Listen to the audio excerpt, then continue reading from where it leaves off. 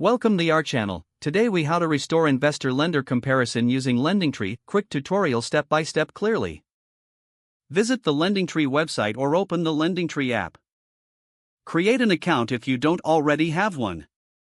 Log into your account using your credentials. On the home page, look for the Compare Rates section. Select the type of loan you are interested in. This could be a personal loan, mortgage, or auto loan. Enter the amount you wish to borrow. Make sure to include any relevant financial details. Choose your preferred loan term or duration. Input your credit score range to receive accurate offers. Click on the Get Quotes button to submit your information. Wait for a few moments while LendingTree gathers lender options. Review the list of lenders and their corresponding rates. Use the filters to narrow down your options based on preferences.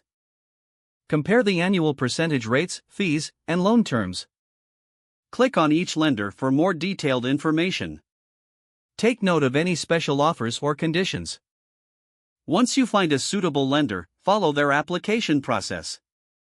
This will typically redirect you to the lender's site. Complete any additional requirements they may ask for. Submit your application and await further communication. Keep track of your lenders and feedback for better decision-making. If the page does not load, refresh the browser or try again in a private or incognito window.